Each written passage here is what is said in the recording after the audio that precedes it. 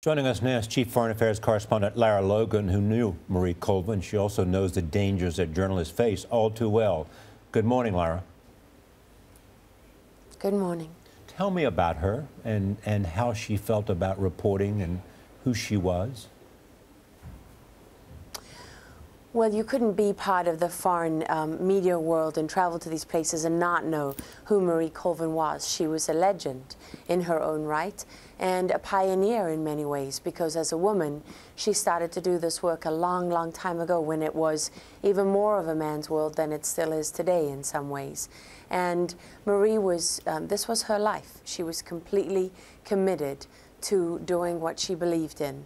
And that's, you know, you hear that in her words and in her reporting just hours before she was killed. It was always about that for her. It was about bearing witness and giving a voice to the people that don't have one. And as she said so significantly, you know, if you're not on the ground to witness what was really happening in Homs, then the Syrian government could write whatever narrative they want to write, and there would be no counter-narrative to that.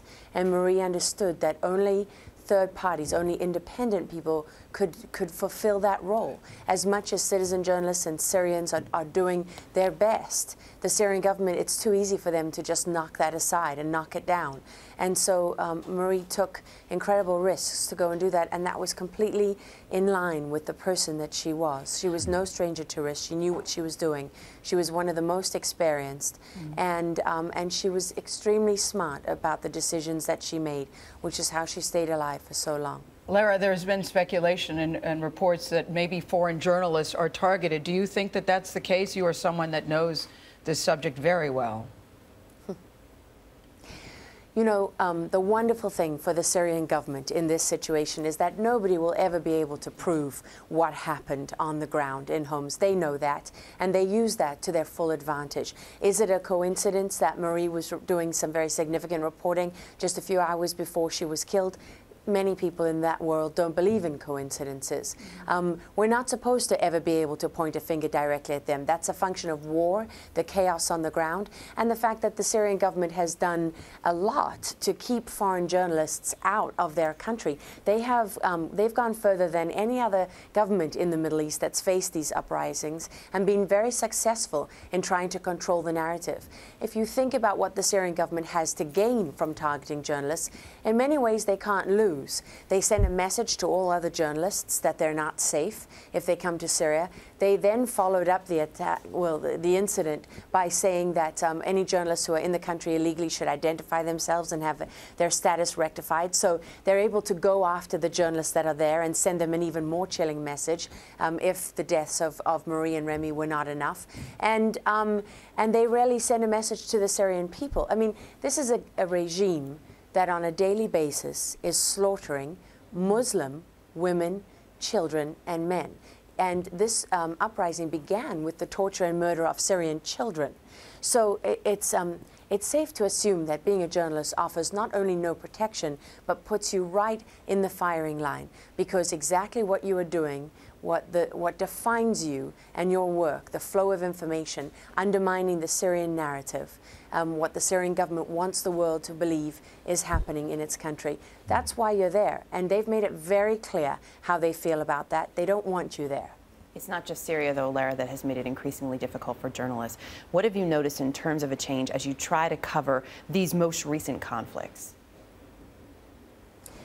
You're absolutely right. It's not just Syria. It's every one of these regimes that stands to lose everything. And that's the thing that you have to remember as a journalist when you look at what's happening in the Middle East and since the Arab Spring, is that these are governments that are about to lose everything they have. They have nothing to lose by playing it nice. They really don't. And if the way they treat their own people is any standard to go by, that's what you can expect.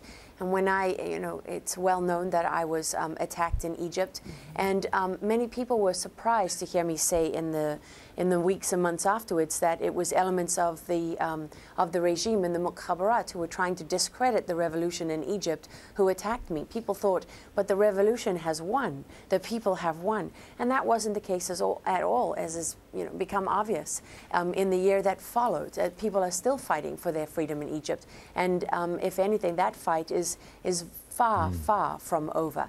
These regimes will stop at nothing, and journalists today are in a very difficult position in the Middle East because they can't be independent third-party witnesses anymore. It's not the same fight. You know, a very high-powered minister in the Egyptian government declared journalists the enemy of the state.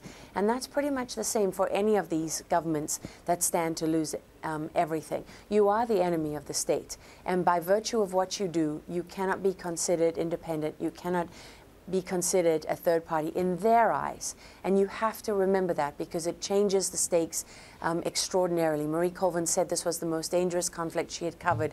And as Jeff Glow pointed out, that's really saying something by her standards. And it's true. You know, go ahead. You said a minute ago, Lara, and it gave me chills when you said it again, that you were attacked in Egypt. I remember reading that story, following the details. It was very brutal, very frightening. You could have lost your life at that particular time. And I'm wondering, when you hear stories about the death of Marie Colvin and what you just described, does it ever give you pause? I admire you so much because this is just not something I could ever do. And I wonder, do you ever have second thoughts about it? You know, Gail, what I'm going to say now you probably would not expect me to say, but when I hear about Marie's death, I feel guilty. I feel a little bit responsible. I feel a little bit like a fraud. Responsible, because I feel responsible like that's my how? place. Responsible how, Lara? How? For doing what she was doing, for being there on the ground like Marie was, telling the story of people whose voices cannot otherwise be heard, whose lives otherwise mean nothing. Because if you're not there to record the truth about what's happening to them, then it can't be stopped. No government can ever be pushed into stopping it. And it's worth noting, Gail, that it's very interesting that the Syrian government is allowed to get away with slaughtering its own people with relatively little reaction from the rest of the world. And one of the major reasons for that is that Syria is like a clandestine country for rent. It holds the secrets of a lot of major powers, from Russia to the United States. And that's one of the reasons that you don't see the rest of the world clamoring to get involved in Syria. It's a major reason. And so I feel like what Marie was doing, that's what I was meant to be doing. That I should be there on the ground as well. And I know that I'm not alone in that feeling. A lot of journalists who do this work for the same reasons feel that way. And we believe in that it's our responsibility to do it. And so it's very hard to hear about this happening to Marie. It's always hardest to hear about it happening to one of the ones that you know, and that you know to be smart, because some people go in and they do crazy things.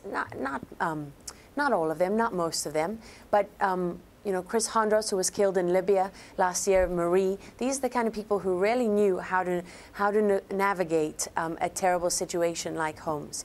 And so it's painful. It's very painful, but as Marie would have said, you have to be smart about the decisions that you make.